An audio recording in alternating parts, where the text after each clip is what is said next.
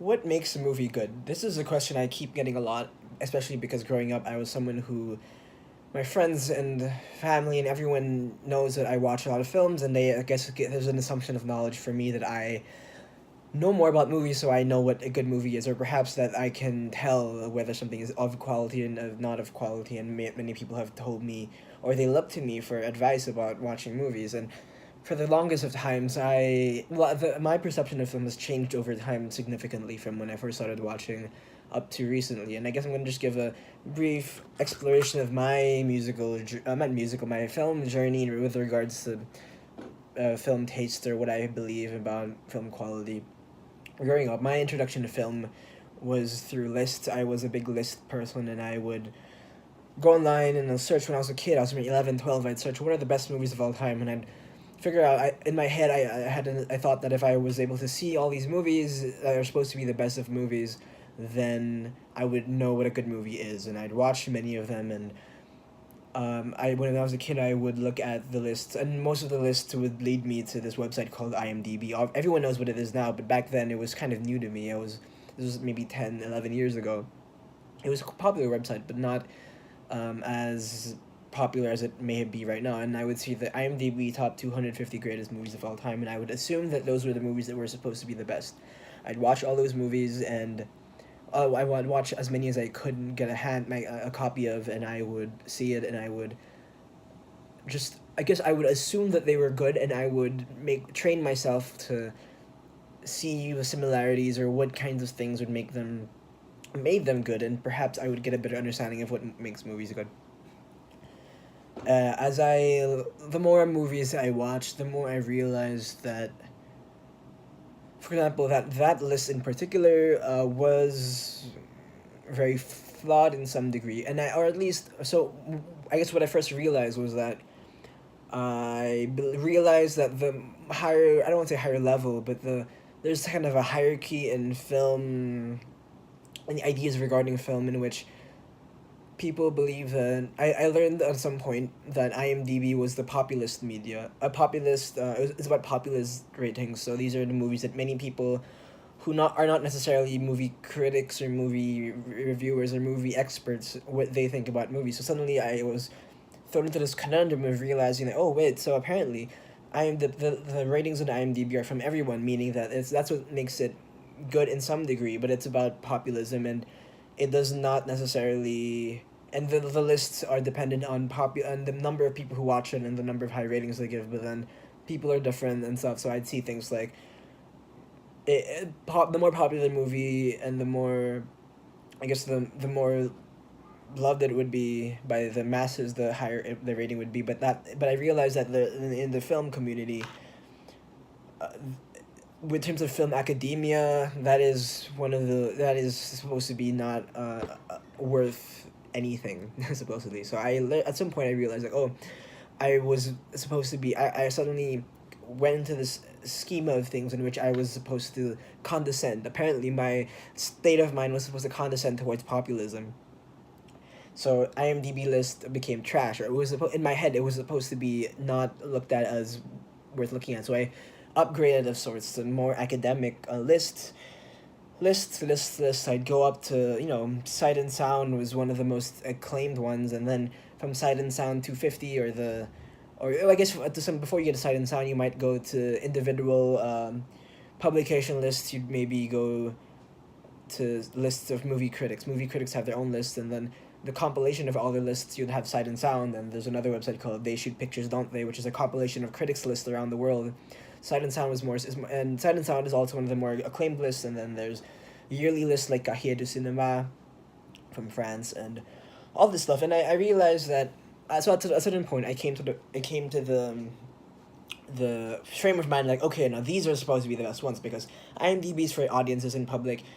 Sight and Sound, these compiled lists of critics, these are actual critics, meaning these are people who went through a film education, film theory, and they know more about movies, they see more movies, they are better able to see what makes a movie good or not. So now I look at the Sight and Sound list, I'm like, okay, so this is a list. This is the best list, or this is one of the top lists, or maybe Sight and Sound, or maybe They Shoot Pictures, Don't They? And that became my weird thinking of it. Okay, so IMDb list, not as important, these are the more important lists. And that was my thinking for a couple of years. And then and then I went into the frame of mind thinking, after I went to university, and then I met more people, and then I didn't study film personally, but I met many people who did study film, and I was able to engage with film program in the city of New York, and then I realized that Sight and Sound list is just like IMDb, but it's for critics in the sense it's also a populist list. It's like when you compile lists together, it's the same. It's like the same thing. It's about populism. It was populism from the mass audience, populism for the critics, and meaning that films that aren't as necessarily seen by many people do not get up in the list because it needs a lot of votes. So what happens is I realized that there's this thing called the film canon of sorts. There are canon of films that are supposed to be the best films of all time, and they are kind of agreed upon to some degree, not necessarily strictly, but relatively generally agreed upon by the film critics, the film academics, and these are now what comprises the film canon. But I realized later on that there's a whole group of other people who think, well, the film canon is extremely restrictive. It's restrictive towards films that don't necessarily get the widest of releases.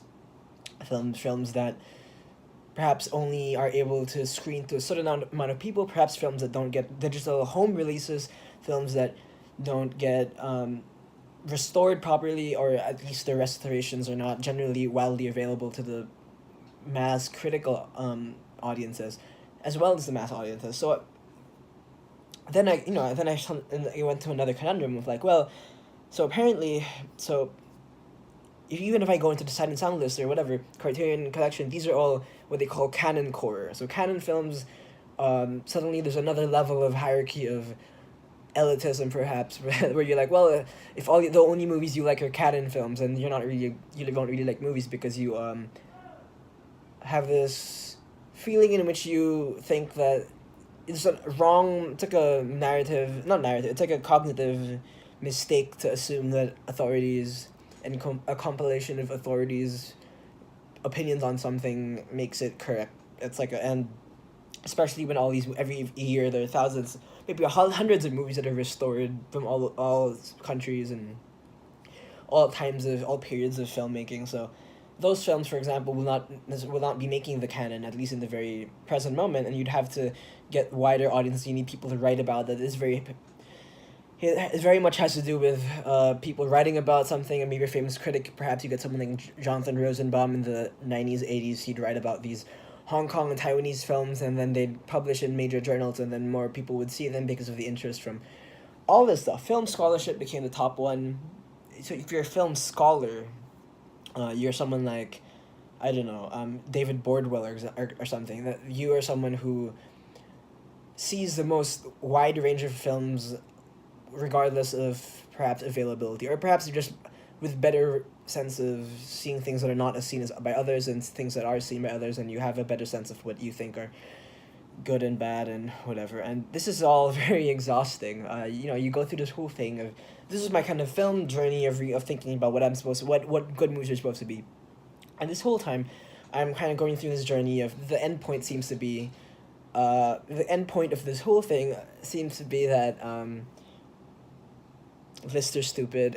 Not really stupid, but they are definitely not as important as anyone really says they are. And right now, at least, before we had the IMDb thing, right now even the lower than the IMDb level of things they have this Rotten Tomatoes is a thing now where you even further simplify the ratings process by just making it a binary of I like and don't like, and then you get a percentage that many people always assume is like a percentage of how good the movie is, but really it's a percentage of how many critics like the movie versus dislike the movie in a very binary scale. And so like it doesn't work well for movies that may be more controversial than others, even though they may be, for some people they think the best of the movies, some people think they're the worst of the movies, and it's just very complicated, and that's probably the least sophisticated way of classifying consensus on movies is probably Rotten Tomatoes.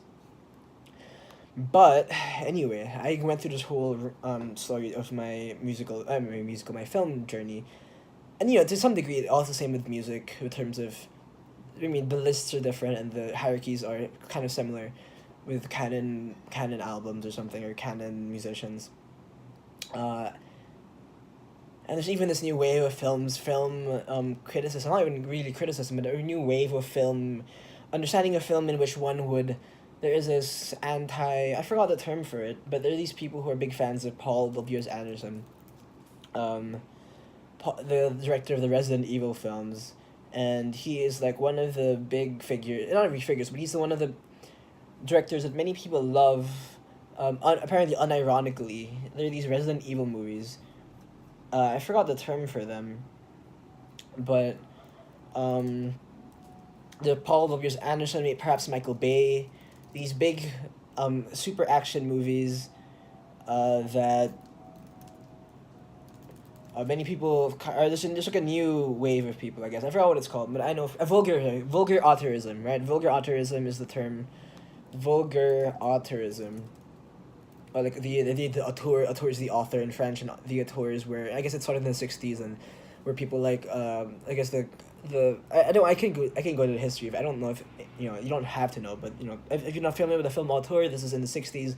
You get the French New Wave, and many of them were were critics first, and then they were trying to understand what makes a movie good. So they went to the U.S. They went into Hollywood films, and then they watched a bunch of Hollywood films and realized that certain directors had their kind of a stamp of sorts of their films, and they had like an authorship to the films that made all their films very similarly, in their minds, distinct. And the film auteur was born, the idea of an author, of someone who makes their mark on their films. And right now perhaps you can think of film authors like I guess present day people would look at Christopher Nolan perhaps, or Wes Anderson, Tarantino, although you would be thrown out of a film theory class if you mention any of those people. But okay, let's see. So there's this whole Michael Bay, M. Night Shyamalan, Tony Scott, very weird, eclectic group of people. But the idea is that, let me read it out loud from Wikipedia. Action filmmakers that are supposedly overlooked and unfairly maligned by the critical mainstream. So now there's a whole anti-critical movement of people who think they're these stupid action movies, but then they argue that the movies are actually very strongly auteuristic and in their own ways have quality worth embracing and enjoying. But anyway, apart from vulgar auteurism, so there's so many ways of thinking about films that are so different from. So again, if we go back to the beginning, right? People ask me what makes a good movie, and I realize that when you read movie reviews, if you watch movie reviews, no matter where you're from, no matter what's a YouTube movie reviews or written film reviews or online film reviews, what you realize is, I think, at least in my perspective of things, or what I was able to figure out, was that the normal trajectory of things is that they would surmise what a film is trying to do, and then based on that they will assess whether or not the film is able to accomplish what it's trying to do. And the problem with that is that there is an assumption of knowledge in the regards of the audience member, the film critic. There's an assumption of knowledge that one knows what the film is trying to do and knows what it means to not be able to accomplish that thing. It's wrong, and it's a bad assumption of knowledge. I think, in my opinion, it's a bad assumption of knowledge. Although for some people it may sound convincing, or it may sound accurate to some degree. That's not. I don't think it's any measuring tool, because it's an assumption that and even if you assume that one's assumption on what the film is trying to do and whether it's able to accomplish it, whether that is true, it's still one's assessment of it based on their own biases and their own frameworks of thinking about things. Film theory is rich in many things, and it's very interesting, and sometimes it's very interesting. For example, you can be a formalist, for example, and a formalist would look at the individual components of a film and see how much it synthesizes to a whole. So perhaps how the lighting or the framing of a film or the style of dialogue or something, they just all the different components of it, the use of sound, the use of diegetic versus non-diegetic. A lot of film theory and film criticism in the more academic spheres is more about that kind of synthesization of elements. But the thing is, so when people ask me what is a good film, it's so complicated, because I think, and I don't want to sound relativistic, but it is kind of subjective to some degree. I think that if someone watches a movie and they genuinely enjoy it, then I'm not going to discount their enjoyment, because whatever the reasons that they enjoy the film, those reasons don't necessarily have to be rational, or they don't necessarily have to be grounded in film theory or film logic or narrative cohesion. Many people perhaps look at the Joseph Campbell's hero myth as an idea for what a film ought to be, but or not a film, but a story ought to be, or story. I guess Joseph Campbell's idea is that all stories have this kind of hero myth going on, and perhaps some people try to extrapolate that and put it on the film and see how well it reaches that arc of sorts, or the. It's just. In my opinion, I think when someone watches a movie and they enjoy it for particular reasons that are particular to them, based on their particular situations and their personal lives and their biases, and I don't think any of those reasons can be discounted for. In this very same way that if I dislike the movie for very particular reasons, those reasons cannot necessarily discount my experience of those negative associations. Perhaps I can be perhaps there was a misconception of a certain thematic point, perhaps there was a misconception of how one viewed the film, but the experience of it is always going to be true to the experience of it. Whatever you feel, and those things are all true, and none of it is less true or wrong than others, because it is complicated. For example, I realize when I watch movies, and this is a very important realization that many people don't have, I think, but a lot of the reasons why one would like a movie has nothing to do with the film itself, and that sounds like a weird, contradictory statement to make, but for example, how much I like a film is dependent on not just the film, but my mood for the day. That's a big thing. The people who I'm watching with, for example, if I'm watching alone, or if I'm watching with friends, if I'm watching with family, those things influence how I watch the film. The quality of the crowd when I watch a film. Perhaps the crowd is noisy, perhaps someone's, on the phone behind me, it hampers part of my enjoyment of the film. Perhaps it has something to do with the theater of the film. Perhaps some theaters are colder or warmer than others. If the movie's too cold, the theater's too cold, I may not be able to appreciate the movie because I'm thinking too much about my well-being, how cold I'm feeling. Perhaps the quality of the screen, if the screen is big or small, that influences how much I enjoy a film. And it will influence, the amount of attention I have on the film. There is many other things, like maybe I want to go to the bathroom halfway through the film and have to run out of the theater and I miss an important scene that ties a lot of thematic elements, or just the fact that I missed the part of the film feels like I invalidate my experience to some degree. Maybe it's the quality of the print. If you watch films in the US or in places where they restore films, their DCPs, 35 millimeter prints, or 16 there's 8 there's just digital projections, Blu-ray projections. These are all different ways of things that influence how you enjoy the film. And perhaps you can argue, well, the things that are in the film that you argue for, and you say when you say that you like a movie, you give reasons about the movie, you believe that it's just because of the movie, but really your mood influences a lot of how we think about things, how our perceptions going into things, if we're more negative or more positive. Maybe how much we enjoy a movie has something to do with our exposure to, for example, a Rotten Tomatoes score, an IMDB score, or maybe a friend told us it's good, so we walk into it with high expectations. Our friend tells us it's bad, so we go into the movie trying to figure out why it's bad. All these internal biases we go into movies with 100% influences how we think about movies, and I think this is something we have to acknowledge, and it is just, I think it's silly to pretend that those things don't influence anything. But, so you go to the end of the day and you say, what is a movie, and you say, you can maybe be thinking now, like, well, this doesn't answer whether a movie's good or bad. You're talking about whether or not you can, whatever your perception of a movie is good or bad is flawed. But is there really such thing as a good or bad movie? So perhaps our assessment of films is flawed, very flawed, with regards to an objective sense of it.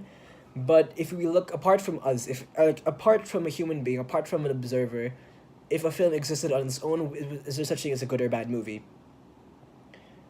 I think no. I think that movies are not good or bad in the same way that, things are not good or bad. Like, a pencil, it's complicated, I guess. Maybe because you can argue, like, a pen could be good or bad. with regards to whether or not it achieves its perceived utility. So if a pen would, if it can't write on ink, perhaps maybe if the pen would be bad. Movies, what are I guess it's complicated. So if you look at good or bad in the perception of utility, or like what critics are trying to say, what it's trying to do, what it's so it's like its worth of sorts. It would be more complicated, even further around a rabbit hole, because what is a movie supposed to do? You'd have to have answers for what a movie generally tries to do. And maybe for some people they think, okay, movies are for entertaining people. If you are entertained, that is a good movie. And I know many people who believe this. That's why they love popular blockbusters. I know people who love blockbusters because they believe that the goal of a movie is to entertain, and when they watch a blockbuster with all the flashing lights, flashing sounds, sci-fi, CGI effects, all those things entertain them, therefore the movie is good. And I don't think that can be discounted, because I think it's true. If they assign yourself, so again, it depends on what you go for into a movie for. So if I'm going into a movie if I think movies are for intellectual exchange of ideas, if I think movies are supposed to challenge one into thinking more broadly or more interestingly about a topic, then I would think that if I go into a blockbuster, it would fail those expectations, and I think a movie is boring or not thematically interesting, or perhaps I think it's flat, or maybe I criticize the character's amount of change, because in my head, movies are about character development, for example, and if a character doesn't develop, I think it's worse. So again, I don't think movies are inherently utilitarian in the same way a pen might be, or a television set. If a television set doesn't work, then it doesn't work. I don't think films can be classified in that sense. I don't think art can be classified in that sense. I don't think music can be classified in that sense. I don't think books can be classified in that sense. Literature, film, art in general, I don't think can have objective utilitarian value, even if the director or the creator of the work gives you the purpose of it. I don't think that necessarily necessitates objective purpose. So yeah, that's what I have to think about whether films are good or bad, or if what makes a film good. I think the best way to approach a film is to just try to minimize your biases as much as you can, and try to enjoy a film as much, for whatever it's trying. I think it's just about being open to experience. If you're as open to experience as you can, you will find reasons to like everything. And this is not to justify the slew of boring, samey blockbusters or whatever you may consider them as, but watch every movie with an open mind, and you will find something of worth from it, no matter what the movie is. I can tell you this is something in my life I have found very true. As long as you approach something with an open mind, you will have a positive experience to some degree. Even if it's a movie that is so narratively not cohesive, and characters are making very irrational decisions, and things don't seem to be making any sense, you will find some utility from it. You will learn something, no matter how stupid it may seem. So that's what I think about films. Yeah, I don't have anything more to say.